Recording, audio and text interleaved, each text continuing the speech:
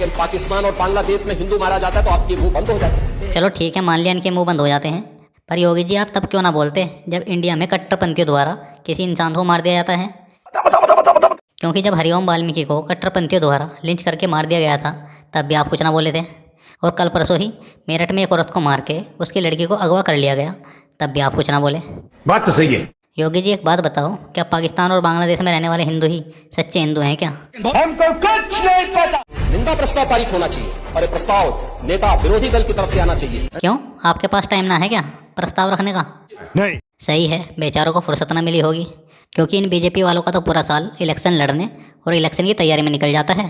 क्या बात है सर, क्या बात है सर, क्या बात, ये बात है। योगी जी आपको एक सलाह है मेरी। अच्छा। ये जो लवजियाद नाम की बीमारी है ना, जो आपके जी का जंजाल बनी हुई है, उसका एक बहुत सिंपल सा सोल्यूशन है मेरे पास। देखो, एक छोटा सा कानून बना दो कि अगर लड़का दूसरे धर्म की लड़की से शादी करता है ना, तो लड़के को लड़की का धर्म अपनाना अनिवार्य होगा, वरना शादी मान्य नहीं होगी। क्या बढ़िया था गुरु। ये बताइए, उन लोगों को जो गुटखा बेच रहे हैं उनके लिए क्यों नहीं बोलते आप लोग? एक बात तो मुझे भी पूछनी थी महाराज, कि जो देश में गुटखा बेचने की इजाज़त देते हैं या जो देश में गुटखा बनाने की परमिशन देते हैं, उनके सिर पर चढ़कर तांडव क्यों ना करते आप?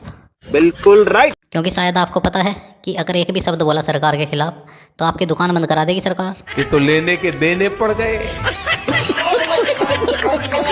आप इसके बारे में क्या कहते हैं? इस बारे में आप कोई टिप्पणी नहीं करना चाहेंगे, लेकिन देखिए देश में बहुत सारे लोग हैं जो चाहते हैं, इस बारे में बहुत सारी बातें भी होती हैं, तो उनके लिए अगर कुछ आप कहना चाहें।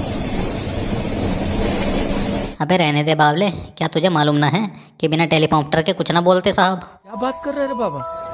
हम समझाते हैं। क्योंकि साहब को मालूम है कि अगर बिना टेलीप्रॉम्प्टर के बोले तो धोती खुल जाएगी। कैसी अपमानजनक बातें कर रहा है। और एक बात कि मोदी जी सिर्फ मन की बात करते हैं, काम की बात ना।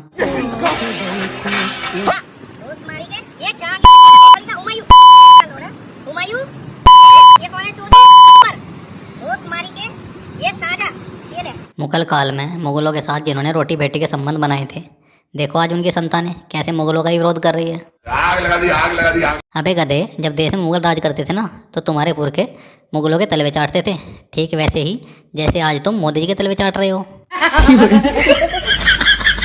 यार को भी हमने कहा था, और इतना सब कुछ हो गया पूरे मीडिया जगत में, सोशल मीडिया जगत में, लेकिन जिस देश ने उनको हीरो बनाया है, उनकी बहुसंख्यक लोगों के साथ इतना बड़ा दर्द हो रहा है। अरे मोदी जी, पहले इस कथा भांजने वाले के दर्द का निवारण करो, बना दो सभी कहीं का MP MLA। क्योंकि आजकल ऐसे ही तो लोग लायक होते हैं सत्ता में बैठने के, पढ़ाई लिखाई करके तो सिर्फ नौकरी करने के लायक बनते हैं। सही पकड़ा। हाँ। देश को संभालने के लिए तो अनपढ़ होना जरूरी होता है। पूरे भारत से आए हुए 36 बिरादरी, खास करके उत्तर प्रदेश के उन्नाव जनपद से आए हुए उन्नाव वासी इस न्याय की जंग में जैसे समर्पण।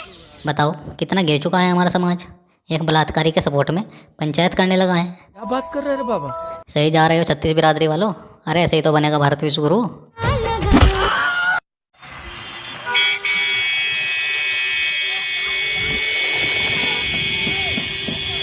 कमाल है ना हमारे देश की कानून व्यवस्था। पता नहीं, यहाँ बिना हेलमेट के चालान काट दिया जाता है और ये कहते हैं कि इन्हें हमारी चिंता है।